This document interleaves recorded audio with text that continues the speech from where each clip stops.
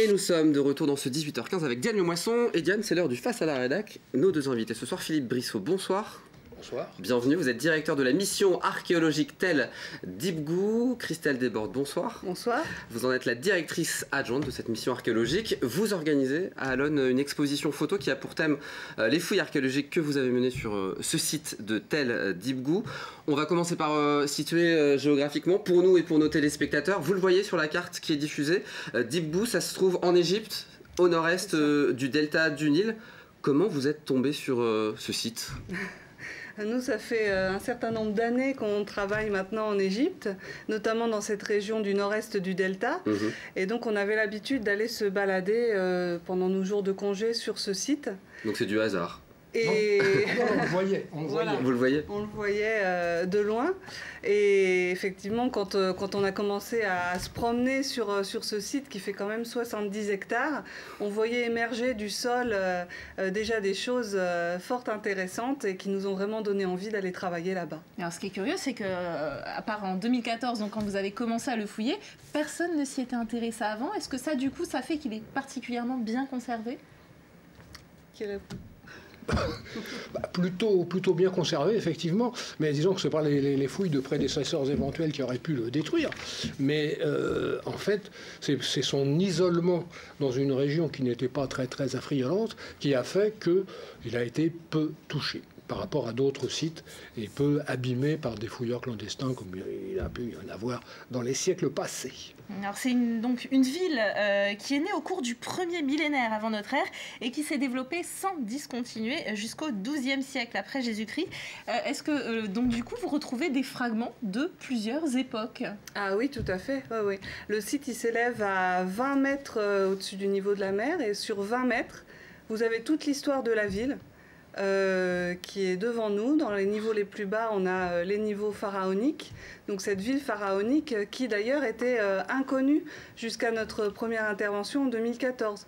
C'est-à-dire que le site était connu pour son histoire à l'époque musulmane, mais personne ne savait qu'il existait déjà à l'époque pharaonique. Et puis, dans les niveaux supérieurs, on a l'époque grecque, l'époque romaine, jusqu'à l'époque médiévale, où là, la ville était connue dans tout le Proche-Orient à l'époque pour sa production textile de luxe.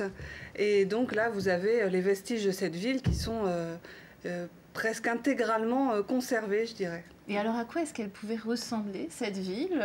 Qui y vivait ? Est-ce que c'était des notables ? C'était des personnes, on l'a dit, donc l'industrie textile de luxe ? C'était des gens aisés qui y habitaient ? Pas forcément. Pas forcément, c'est pas parce que vous fabriquez... Je ne pense pas que les gens qui travaillent pour les grandes sociétés de luxe chez nous maintenant sont particulièrement des gens aisés. C'était des artisans. Et leur production, en revanche, vous savez, la production de tissus de qualité, comme c'était le cas, était en fait soumise au contrôle de l'État, au même titre que la production de monnaie.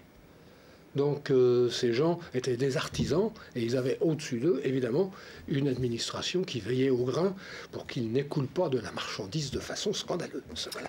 Alors comment est-ce qu'elle fonctionnait, cette ville ? Elle était très grande déjà, ce qu'on a pu voir, mais qu'est-ce qu'on y trouvait ? Faites-nous imaginer un petit peu cette ville. Alors, pour l'instant, on en est au début de nos recherches. Hein. Donc, nous, on a fouillé un quartier de cette ville. Hein. On a trouvé un petit quartier par rapport à l'étendue du site. On a fouillé 3 maisons, pour tout dire, pour l'instant. Mais cette ville, elle était constituée de quartiers d'habitation, comme toute ville, de bâtiments civils, On a trouvé aussi des citernes à eau, parce que cette ville, c'était une île à l'époque médiévale. Et cette île était parfois, selon les moments de l'année, entourée d'eau potable et souvent entourée d'eau saumâtre. Donc il fallait faire des réserves d'eau pour la population. Et après, elle avait tous les constituants d'une ville classique. Qu'est-ce qui vous a le plus marqué dans ces trouvailles que vous avez fait jusqu'à présent ? Parce que vous avez trouvé énormément de choses. Hein. Est-ce qu'il y a une chose, du coup, en fait, il y a deux points qui sont vraiment assez exceptionnels. Tout d'abord, dans la ville médiévale, on est dans une région humide où d'habitude les matériaux organiques ne sont pas conservés. Et là, tout est conservé. On a les objets en bois, on a les tissus, On a les portes des maisons, les volets.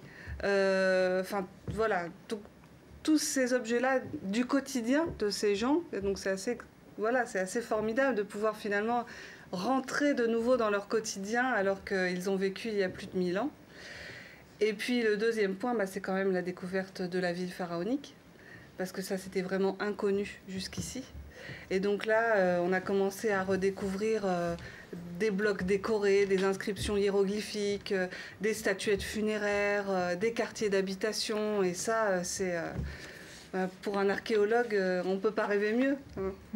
Alors, quel est votre objectif en poursuivant les fouilles? Est-ce que vous cherchez finalement quelque chose en particulier? Vous voulez prouver quelque chose? Ou alors, vous faites un petit peu, bon bah voilà, on verra ce qu'on trouve. Prouver, en fait, on a déjà prouvé l'hypothèse que l'on avait émise au début, après nos balades sur le site, on s'était dit, là, il y a quelque chose. Et les quelques campagnes de fouilles que nous avons pu faire ont montré que cette hypothèse était valable. Donc l'hypothèse que c'était une grande ville. Que c'était une grande ville d'époque pharaonique. Une grande ville d'époque musulmane, ça, on le savait, on le sentait. Les textes arabes médiévaux en parlaient. Mais une grande ville pharaonique, ça, on ne le savait pas. Donc notre but, c'est effectivement de développer la connaissance de ces niveaux pharaoniques de façon à pouvoir nous rendre compte véritablement de ce qu'était la ville. La ville musulmane étant très bien conservée sur le dessus, on arrive à se faire une idée. Bon, puis il y avait des textes musulmans qui parlaient, il y avait des mosquées, il y avait des églises, il y avait des caravansérails, il y avait ci, il y avait ça. Bon, mais la ville pharaonique, là, pour l'instant, c'est le grand mystère. Et ça, c'est ça qui est plaisant, c'est de rentrer dans le mystère et puis de le secouer un peu pour faire sortir les choses qu'il y a à trouver. Vous cherchez un temple aussi, ce serait bien de trouver un temple. Voilà, ce serait bien de trouver un temple. Et alors, il serait très profondément enfoui. Alors, ce temple, on a commencé à le rechercher en 2016. Donc, on a fait 2 campagnes déjà sur cette fouille. Et ce temple, si on regarde un petit peu comment est constitué le site, il est certainement entre moins 7 et moins 9 mètres sous la surface du sol. Voilà. Donc c'est des gros travaux et beaucoup de temps. Pas de travaux publics, il n'y a pas de bulldozer pour enlever tout ça. Non. On imagine bien. Justement, une campagne de fouilles, ça dure combien de temps ? Exactement. Alors, ça dépend de notre budget. Mais pour l'instant, nos campagnes effectives sur le terrain durent à peu près 1 mois par an. Et nous, on part à peu près 1 mois et demi, puisqu'il nous faut au départ installer les choses, préparer les choses, et puis à la fin, replier, rendre nos rapports de fouilles. Voilà. En sachant que vous avez déjà fait donc 4 campagnes, pour l'instant, vous avez ramené déjà des choses incroyables. Et est-ce que du coup la situation de l'Égypte, la situation géopolitique, ça vous a dérangé? Est-ce que du coup ça a été plus difficile? Nullement. À l'heure actuelle, nullement. Nous, on n'a pas vu de... Aucun frein. Vous travaillez avec des locaux sur place. Oui, tout à fait. Ouais. Quelque part, je dirais que les autorités administratives sont tellement contentes qu'il y ait des gens qui continuent à venir et qui continuent à travailler sans être terrorisés à l'idée de repartir avec leur tête sous le bras. Finalement, les choses se passent vraiment très bien. Alors, vous présentez une exposition à Allonnes en ce moment. Qu'est-ce que vous voulez montrer à travers cette exposition photo? Alors oui, c'est une exposition avec une trentaine de photographies qui ont été prises au cours du chantier. Et ce qu'on veut montrer, c'est montrer aux visiteurs nos principales découvertes, comment fonctionne un chantier de fouilles, mettre l'accent aussi sur notre équipe, parce que c'est grâce à elle qu'on découvre toutes ces belles choses. Voilà. Et donc vous voulez mettre en avant, vous l'avez dit, cette équipe qui travaille dans le monde. Finalement, ils sont jamais reconnus, ces gens-là. C'est aussi la façon pour vous de dire ils travaillent comme ça, de montrer ce qui est fait. C'est vrai que c'est un peu nous les représentants de la mission et de notre travail pendant tout le reste de l'année, mais au final on est quand même une grosse équipe et de Français et d'Égyptiens, et effectivement c'est vraiment un travail d'équipe. On oublie souvent, dans les grandes découvertes qui peuvent être faites en Égypte, que certes, il y a les étrangers qui ont fait la découverte, mais il y a aussi les Égyptiens qui étaient là.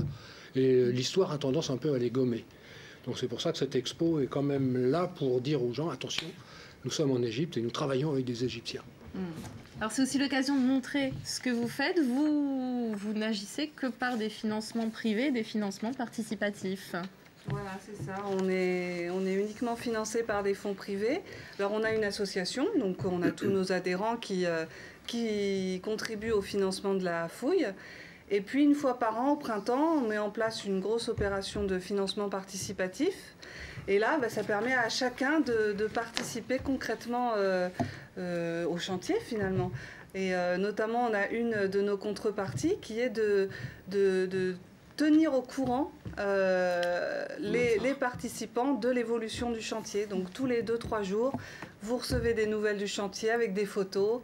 Voilà, vous savez quelles découvertes ont été faites grâce à vous. Et vous estimez à combien de temps finalement? Dans combien de temps est-ce que vous pensez pouvoir faire, alors sans faire le tour bien sûr du chantier, mais avoir une idée assez bonne finalement de ce qu'il y avait à cet endroit? Combien d'années? Combien de décennies? Mystère.